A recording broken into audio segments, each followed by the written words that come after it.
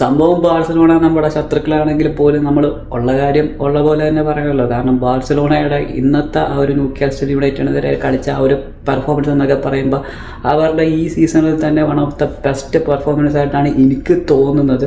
So ഈ ഒരു ഇൻറ്റൻസിറ്റിയിൽ Barcelona ഇതേപോലെ തന്നെ മുന്നോട്ട് പോയാൽ അവർക്ക് ഈ പ്രശസ്ത ചാമ്പ്യൻസ് ലീഗ് നേടാൻ പറ്റുമെന്നാണ് എനിക്ക് തോന്നുന്നത്. സോ ഈ ഒരു സീസണിൽ തന്നെ ഞാൻ കൺസിഡർ ചെയ്യുന്ന, അതായത് ടാക്റ്റിക്കലി പരമായിട്ടും ഓൾമോസ്റ്റ് ആ ഒരു പെർഫോമൻസ് പരമായിട്ടും ഞാൻ ടോപ്പായിട്ട് കാണുന്ന രണ്ട് ടീംസിൽ ഒന്നാണ് ബാഴ്സലോണ, മറ്റൊന്ന് ബയേൺ മ്യൂണിക്ക്. സോ ബാഴ്സലോണയുടെ കേസിലേക്ക് വരുമ്പോഴാണെങ്കിൽ അവരുടെ ബാക്ക് ലൈനിൽ ഇപ്പോഴും ചെറിയ ചെറിയ പ്രശ്നങ്ങളുണ്ട്. അതിൽ ഏറ്റവും കൂടുതൽ എക്സ്പോസ്ഡ് ആകുന്ന കളിക്കാരനാണ് അറൗഗോ. സോ അറൗഗോനെയൊക്കെ കറക്റ്റായിട്ട് മാനേജ് ചെയ്താൽ ബാഴ്സലോണയ്ക്ക് ഈ പ്രൈസ്ത ചാമ്പ്യൻസ് ലീഗിൽ എന്തായാലും കിടിലായിട്ട് പെർഫോം ചെയ്യാൻ പറ്റും.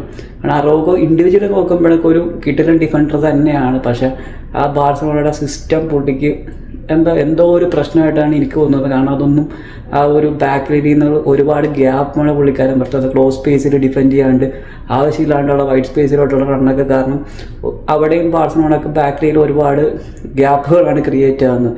സോ മാച്ചിലേക്ക് വരികയാണെങ്കിൽ റാഫീനയൊക്കെ അടിപൊളിയായിട്ട് തന്നെയാണ് കളിച്ചത്. 2 ഗോളും 2 അസിസ്റ്റൊക്കെ ആയിട്ട് കിട്ടലായിട്ട് തന്നെ കളിച്ചു.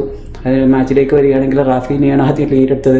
അതിനുശേഷം എലങ്കയിലൂടെ ന്യൂക്കാസിൽ തിരിച്ചടിച്ചു. അതിനുശേഷം പിന്നെ മാർക്ക് ബ്രനാലോടെ ബാഴ്സലോണ പിന്നെ എടുത്തു. അതിനുശേഷം പിന്നെ എലങ്ക തിരിച്ചടിക്കുന്നു. സോ അതിനുശേഷം നടന്നിട്ടുള്ള ബാഴ്സലോണയുടെ ഒരു അറ്റാക്കിങ് അഴിഞ്ഞാട്ടമായിരുന്നു. അങ്ങനെ 7-2 എന്നൊരു സ്കോർ ലൈനിൽ ബാഴ്സലോണ ജയിച്ചിട്ടുണ്ട്.